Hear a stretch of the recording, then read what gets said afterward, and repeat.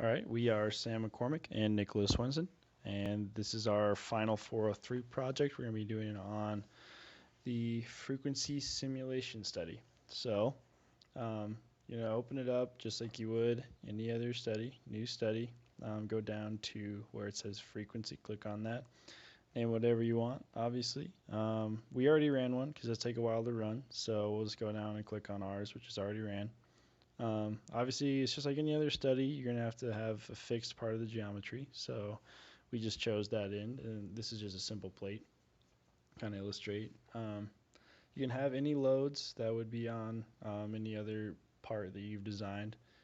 It'll run just fine with the loads. They won't mess up the vibration analysis. First off, don't worry if you haven't taken vibrations yet. We'll explain what everything means, natural frequency, all that. So look at properties, and you can see here it's saying number of frequencies 5. And what that is saying is that it is looking for the first 5 natural frequencies that occur in this plate with that fixed geometry. So a natural frequency occurs at a point where it's natural for the plate to vibrate, hence the term natural frequency. And so what that means is that you'll get resonance, which increases the amplitude of the vibration, which means it'll vibrate a lot more, a lot higher. Excuse me, sorry, a lot higher. And so that is really bad for parts. So you want to know when those natural frequencies occur. So this is going to look for the first 5 of them because natural frequencies occur linearly. So there'll be 1, 2, 3, 4, 5 as increasing frequencies. So we'll look at our first one. So this will be natural frequency number 1. This is our first mode. They're called modes. So there we are looking at the first 5 modes. Now, as you can see, it's deforming down. You can see how this is just at one point in the vibration. Over there on the right is the amplitude. So you can see how the amplitude maximizes at the end, which makes sense. At 1.8.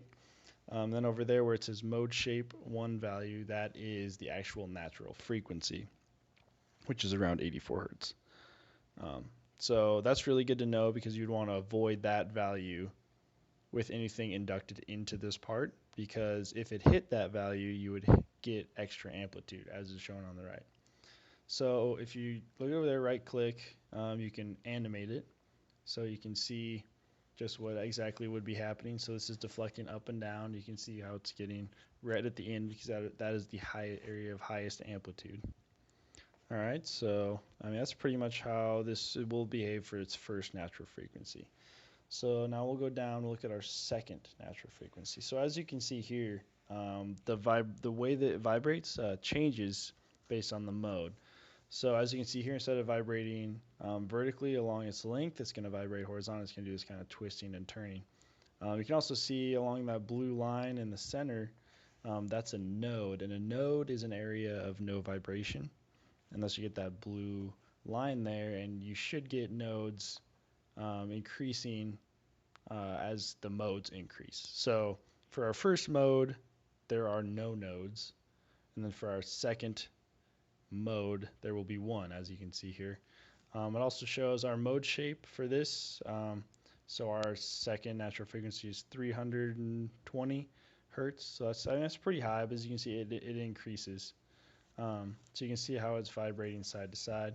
We'll look at number 3 and see now there are 2 nodes, 1 at the end and one on each end, I guess, technically. So you can see how it's vibrating differently as the modes change. So you can get a lot of different forces on a part based on different natural frequencies. So here you can see there are now 3 nodes and then 4.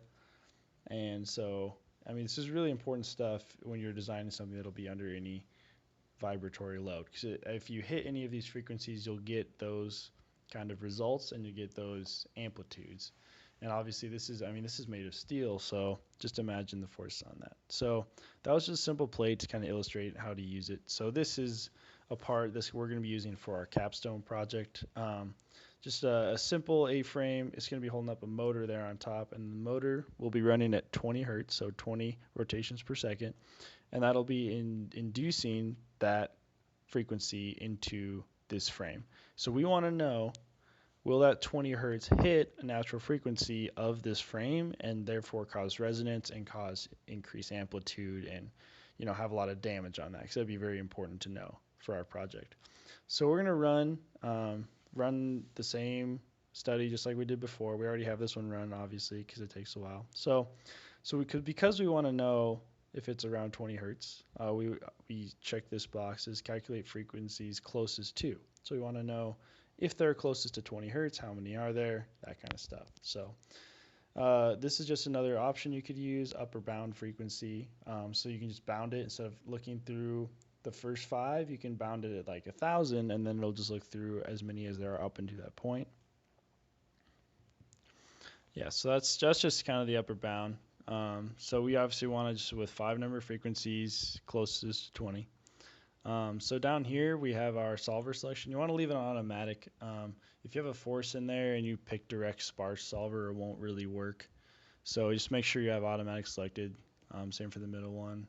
So this flow thermal effects, this is pretty cool. So if we had run a thermal study earlier, you could just bring it from that drop down menu, pick it, and that'll include it in the vibration analysis because temperature has an effect on how it's going to vibrate, because it'll change the properties of the metal. So this is just basic steel. Make sure you have a material selected. And so then we'll just look at our first amplitude. And so you can see here, this is our first natural frequency, and it is at 500 hertz. So obviously that's nowhere near 20. So we don't have to worry about this resonating, which is really good. But you can still see at this level, you're still getting 2.5 inches of travel, which is a lot. So just kind of animate that. Notice how it's not across the whole plate. You can see areas that are all blue just because the strength of the material and how the geometry of it affects that vibration. But so now you see here, once you get into these higher ones, that's at like 800 hertz. The whole frame will start to vibrate. And it's kind of hard to predict how it'll do that unless you have this program. So I'll animate that. You see how it's shaking side to side. And again, so the nodes don't really apply because this isn't a flat surface, but you can see how much it changes. Like look at this. So this it will be moving side to side. Solidworks doesn't really want to do that right now apparently, but it would just be that center A that would be moving. So if we notice that, we could say, well, maybe we should add, more supporting structure to keep that A intact. So this is just about all vibration analysis, the different ways that these parts can vibrate.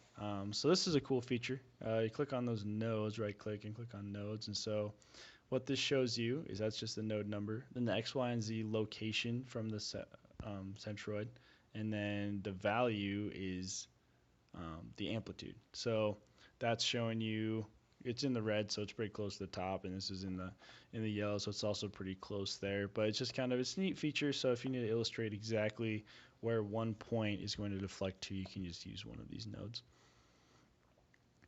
So that's pretty much what this program does. It's really, it's pretty simple to use, but it gives you a lot of really useful information. Obviously, vibratory loads, pretty much anything with a motor is going to induce a vibratory load.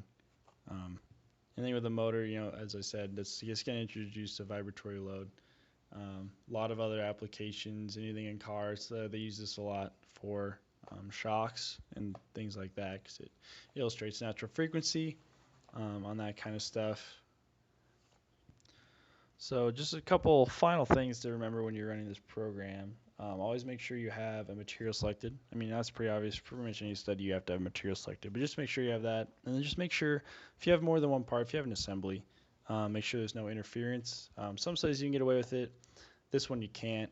Just with the vibration, it will not run if you have any interference between parts. So just make sure you've got a handle on both of those, and that'll get rid of a lot of problems for you while you're running this. So that's pretty much it for us. I guess if you have any questions, feel free to shoot us an email or something like that. Again, Sam McCormick, Nicholas Swenson, Final Four.